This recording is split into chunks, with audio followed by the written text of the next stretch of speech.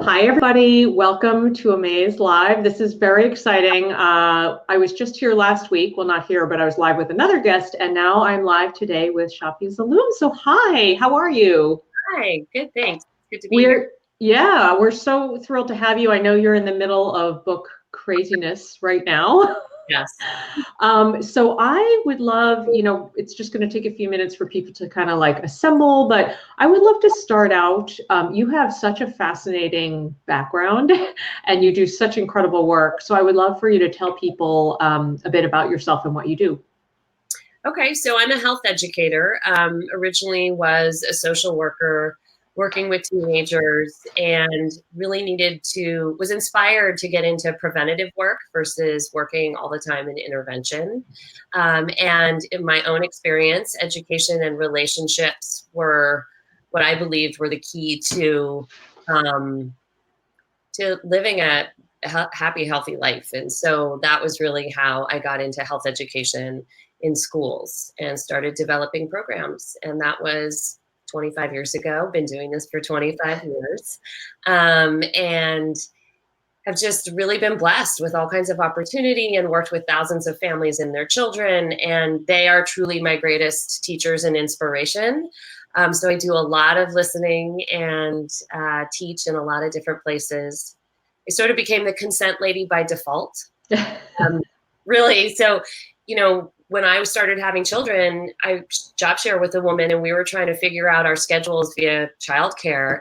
And I picked up the health education piece in our program that was about human sexuality. And that was about 10 to 15 years ago, and really started to specialize in that. And then was approached to create curriculum guides for documentary films.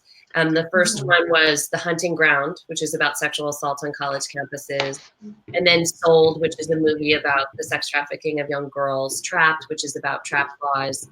And then I consulted on Audrey and Daisy, which is a documentary film about the sexual assault of two high school girls and the social media exploitation that took place afterwards. So Wow. that garnered media attention, which then put me out into the world, and I started consulting more broadly across the United States. So I've had the opportunity to go to a lot of different schools in different states and work with kids in those schools as well. Well, that's amazing. And actually, obviously it's the perfect segue to your book, which is, I have a copy here. I don't know how, this way, Sex, Teens, and Everything in Between. And wow, I was just telling you before we hopped on that it was like real life 101 reading your book. I have a 15-year-old and also an 8-year-old, and it covers so many things. I mean, consent, sexual harassment and assault, gender, porn, pleasure, bystander intervention. And I was also, quite moved by the survivor stories. And I was just curious about whether that was the inspiration into even writing the book, just having all these stories with you all the time. I think what I started to realize, I'm so humbled and inspired by kids who share with open honesty with me. Even though I'm still always the adult in the room. And when I would talk to people because of this media attention and I was traveling, people would say, like, do you have a book? Like, how can we access what you're doing beyond, you coming here for a couple days or whatever it is? And I didn't have a book at that time. And so, that was sort of the motivation and inspiration, was people saying, God, it would be such a contribution if you could actually put this in a package for us. And so that was really what it was, in doing consent work and becoming the consent lady by default, going to different schools and empowering kids with language and knowledge about what this actually is. So many kids would come to me too. And so I started, talking to and working with more survivors. And at the same time, this became something really that was in the national discourse in the media. And it was always well-known people.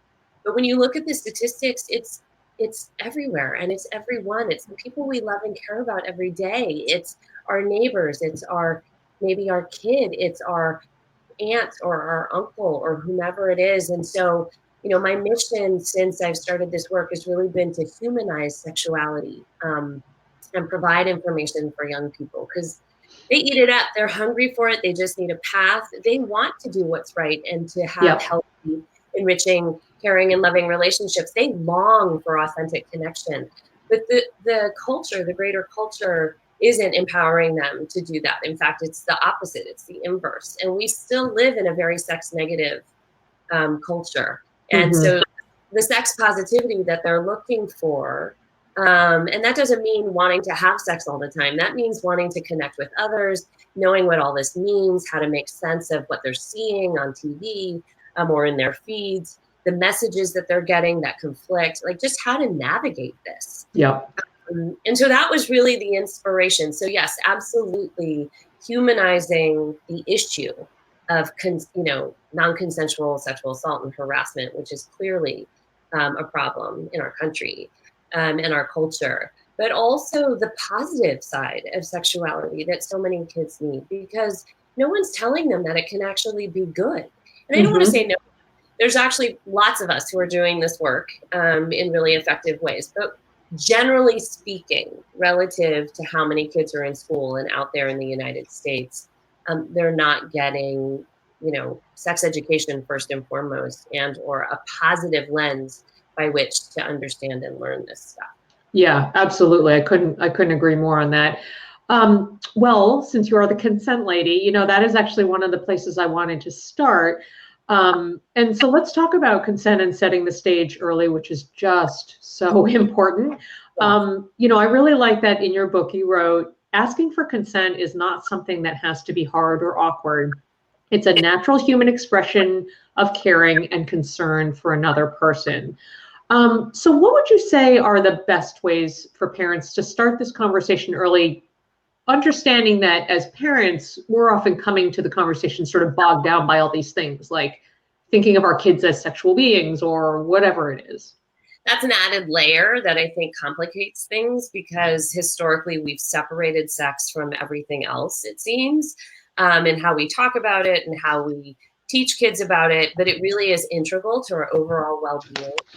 So when we're talking about, let's say, elementary school kids, I mean, for me, I actually believe it starts when they start to talk, right? Mm-hmm. That they're learning about what is a nose or a knee or an elbow, that we're also including all those body parts, including genitalia, and using the correct words. It really is about normalizing conversation about sexuality and sexual well-being. Children, they don't have an erotic lens that is developed later in life. And so much of the time we project that into our, thinking about this when we want to talk to them about it. And it's just not true. So with little kids, it's talking about space bubbles. So, how to honor and respect someone's space, how we treat each other matters, narrating narrating the emotional experience of people that we're witness to, especially with how our behavior impacts them, things like that. Also, teaching kids with language how to stick up for themselves. Girls Leadership does an amazing job of this with sunny behavior, cloudy behavior, brave body stance, eye contact, expressing how we feel, giving kids the language to talk about feelings, no matter what their gender. That's really how it starts. That's what it looks like when they're little. Also asking, right? Good manners show we care about people.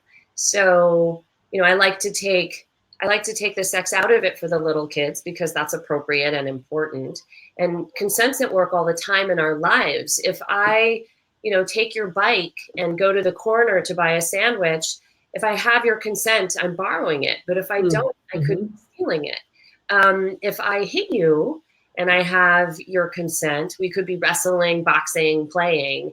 If I don't, it could be assault and really hurtful. French fries tends to be my signature piece in trying to talk to kids about this, because everybody likes French fries. Do you like French fries? I do. Yes, of course. Room, adults, kids of any age, right? So little kids like French fries too. I'll ask, do you like French fries? What kind of fries? And then what kind of sides you like, and sort of set it up, and to say, so if you have fries on your plate and you put your plate down and you're at a table with your family or friends, what starts to happen? Hands come darting in. Pick. And I, a room of 100 kids or adults, I'll say, how many of you are actually okay with that? Yeah. Nobody's raising their hand, but no one's saying anything for the most part either when that happens. Hmm. And I'll guide people to say, well, so what's not okay about that? Well, they didn't ask. Well, what's so important about asking? It's respectful. It shows that they care what your answer would be. Kids will say, they're mine. They belong to me. They're so, passionate about that. They're mine. They belong to me. And Sure. someone taking them without asking. And I'm like, okay. And how come no one says anything? And kids will say, well, I've been taught to share, or I don't want to be judged. I don't want to make it awkward. Right. Just French fries. And I'll say, okay, so how does this relate to sexual consent? Mm-hmm. What else belongs to you? Your body. Yeah. Right? People get to, Emily Nagoski says, people get to choose how they touch and get touched because their bodies belong to them. Yeah. So that's how we can talk about this with younger kids and older people too. I mean, when I say this to a room full of parents, everyone suddenly starts thinking about the last time they picked fries off their kid's plate without asking.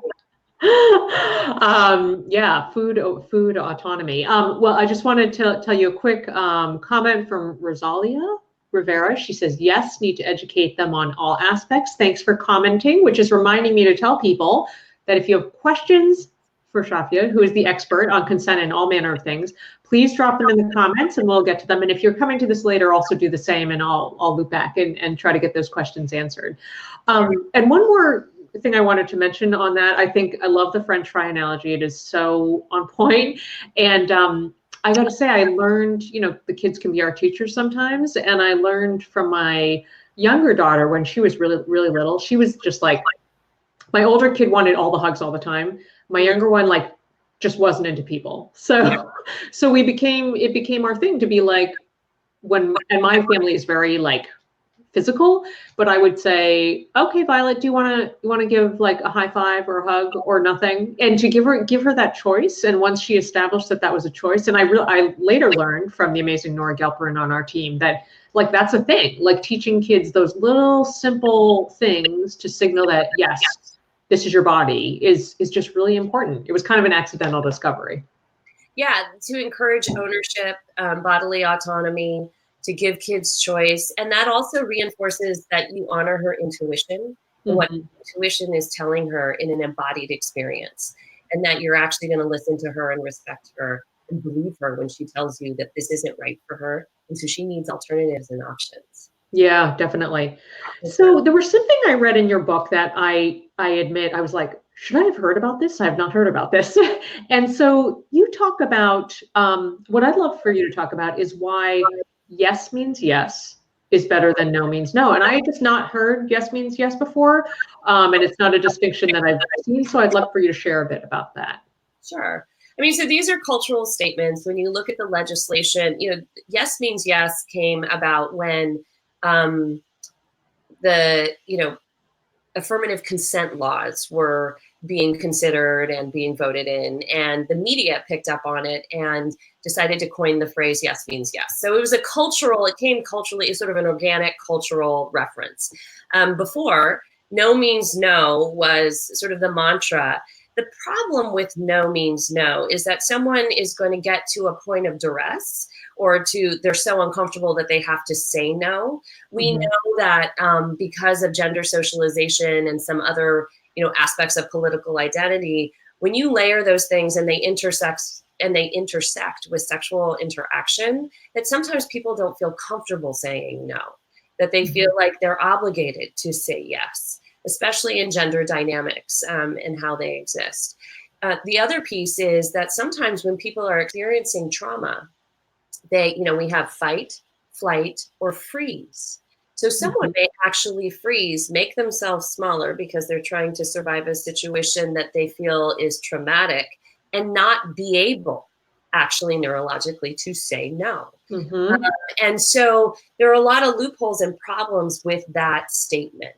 And ultimately, when it comes to sexual exploration and experiences, they should be good. That's the point, right? And so if we want to ensure then that people are going to be safe that we're protecting the fundamentals of human dignity, which is basically treating people like they have value, inherent value, that then we would shift the cultural dialogue and create laws that actually required people to look for yes. And so yes means yes is that we're actually looking to affirm desire, that we're not waiting until it gets bad or to the point that someone wants to stop it, that it actually is moving on a trajectory that's going to be positive, because engaging in sexual exploration with someone who actually wants to engage in sexual exploration with you is a positive thing.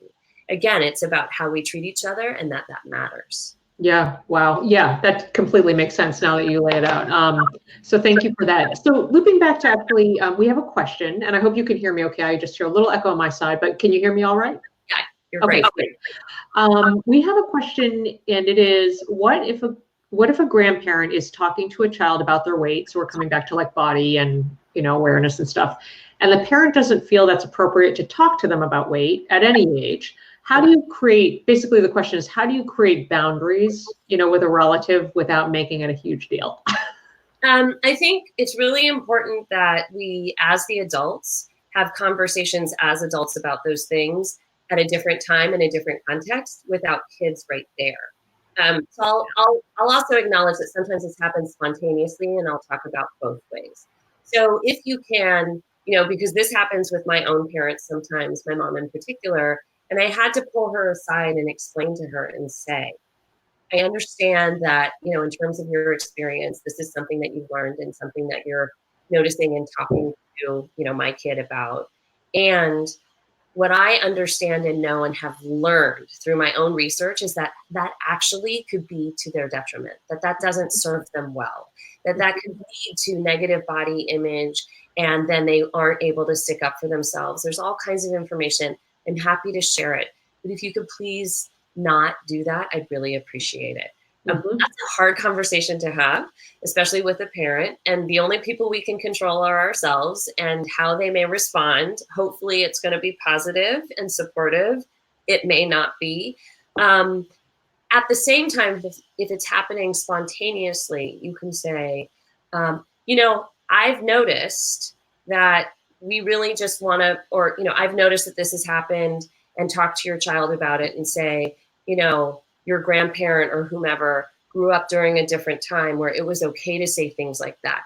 But we know from information that it's better not to, that actually being strong and healthy and able-bodied is what's most important. So I want to make sure, you know, and sort of balance that out, talk to them about it, do a little intervention. If you are witness to the dynamic taking place right at that moment, you can, you know, intervene with that same statement to say, actually, it's really most important to be able-bodied and strong and healthy. And it's important to eat intuitively. So it's okay if you don't want to finish, or I love your body the way it is, and I see you being strong and it enabling you to play sports and all the things that you love and enjoy. So it's okay.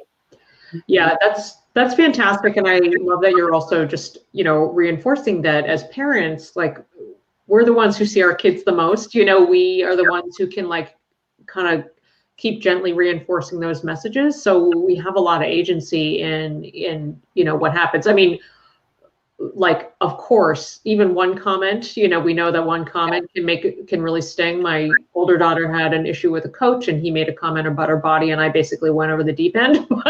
So like, I get it, but I feel like it's a heartening thing that as parents, we could just kind of keep steering the ship in a really positive way. And that's a good thing. Yeah, I mean, even pediatricians. My pediatrician said it to something to my own daughter, and I also went off the deep end. But you can, you know, there are ways to diffuse without being vehement or confrontational when you're witnessing those things, to diffuse the situation in front of your kid, and then have the adult conversation you need to with that person to follow up and to talk about, you know, where you're coming from and what's important and what your family's valuing and how you want your kid to grow up and to feel good about themselves. Yeah, that's great. The person who asked that question says, awesome, love that it's not just to the grandparent, but also to talk to the child and correct the message. So I'm so glad that was helpful. Okay, so I want to talk to you about porn. Yes. It has been, oh my gosh, this week alone, it has been all over the media. I don't know if you saw Lisa Ling had a special. Katie Couric just launched a podcast, and it was the subject of her first episode. Just fascinating stuff. And we see a lot of conversation about it here. People get really, really riled up about it. So in your opinion, what is one of the most effective things parents can do to help kids understand porn, whether they're like seeking it out intentionally or they stumble upon it accidentally? It's going to happen, right? Right. Part of it depends on the age of your child and if you think they've been exposed or they're seeking it out. I mean, those are two very different things. So, yes. Right. So if they're coming across it, you can say there's something on the internet, like you talk about, there's all kinds of negativity on the internet as well as positivity. Right. So having that conversation with your child as a digital citizen, right? Mm-hmm. Talking about digital citizenship, talking about how we use, digital opportunities and devices as a tool.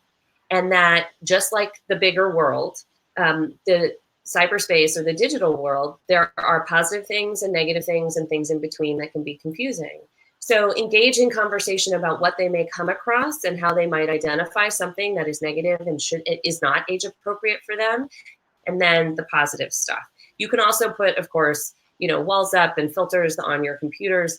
Kids will get to a certain age where they actually need to be able to, for school, have those lifted. But hopefully you've been engaging in these conversations and scaffolding that message across time so they're prepared at that moment to understand, what's appropriate and what isn't. If kids are seeking out porn, it's important not to shame them. Mm-hmm. It's important not to acknowledge and validate that it is normal and natural to be curious about porn, to be drawn to porn. It's so pervasive and so accessible, and so many kids are watching it, or have come across it, that we can't shame them about it because they'll just shut down, and then that doesn't contribute to their sexual identity formation in any positive way.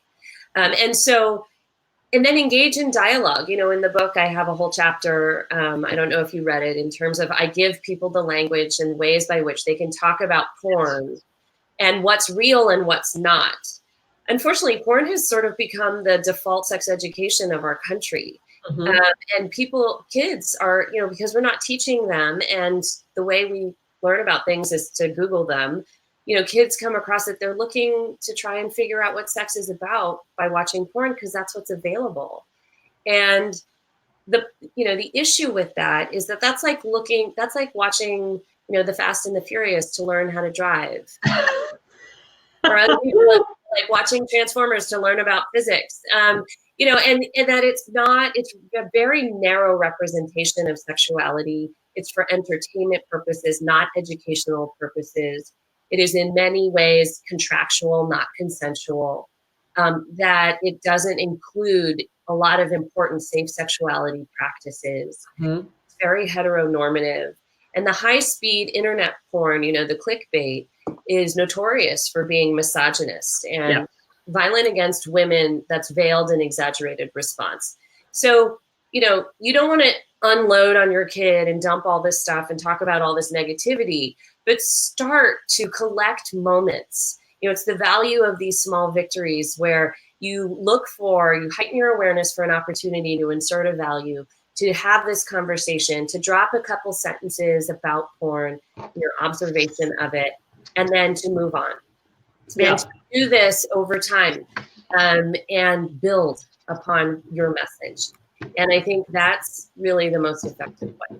Yeah, You have to give positive alternatives. Yes. Yeah, absolutely. I was just jotting down a couple things that I'll link up after the broadcast. But one of the things that really hit the mark for me when I was listening to Katie Couric's podcast, and she had, I don't know if you know Al Vernacchio, he's a sexuality educator and an author, and he was just talking about the general concept of how important, just even if you don't want to talk to your kids about porn, which obviously I know that's difficult for parents, is just set the stage. And as you said, scaffolding with talking about healthy relationships and, respect and all those things.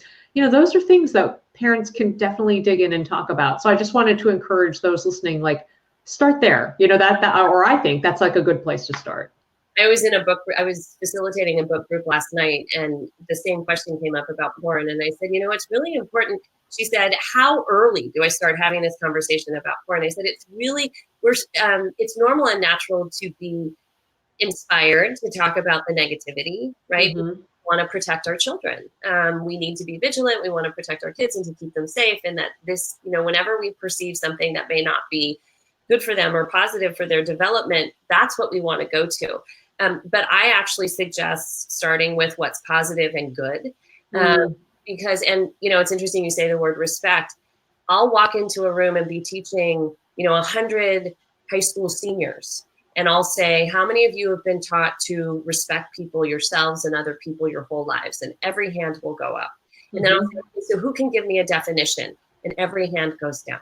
And so, you know, we really need to be explicit with our kids about what we mean when we're talking, and that role models effective and authentic communication. Just to pause and to say, well, what does that mean exactly? What does that look, sound, and feel like? Right. Because a lot of kids actually have misinformation and think that respect is treating people how you want to be treated. In fact, it's treating others how they want to be treated. And that requires empathy. So engaging in these positive conversations about healthy relationships, what they look like, and being explicit, you know, with actually all people.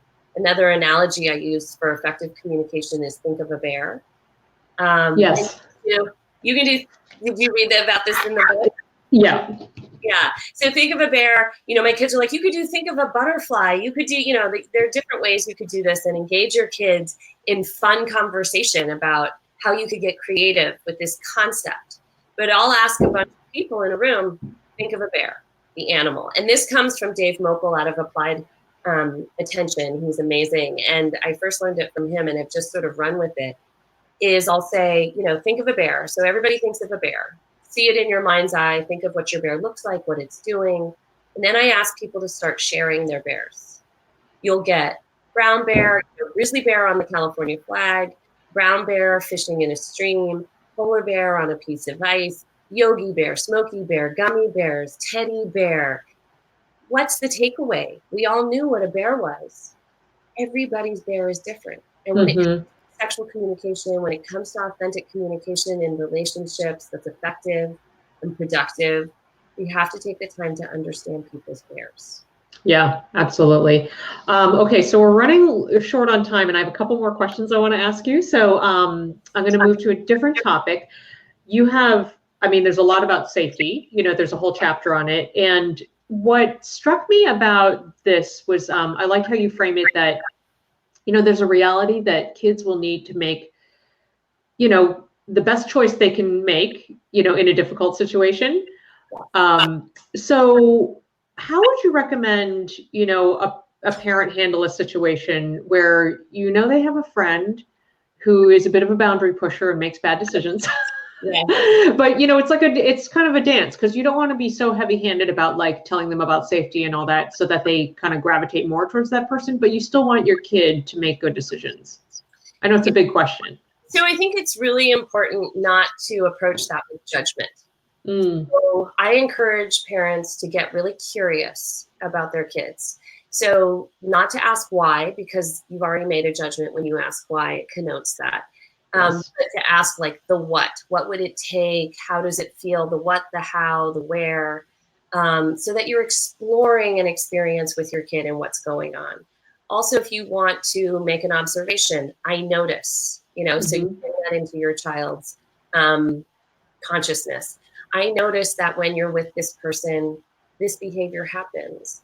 You know, so let's talk about that. And, you know, what do you think? Do you think that's okay? How does that feel to you? Is there ever inside you that tells you something's wrong? Just making sure that your kid is clear on how they would, you know, what's happening in the dynamic of their relationship, because they may not know. And we want to encourage them to have language and practice using language that authentically expresses their experience and identifies when things may not be in their best interest. So I think that's the most important piece. I'm so sorry. I just need to plug in my computer really quick. Oh yeah, go ahead. Sorry. I thought it was in a viable one, but it needed the one below it. Okay.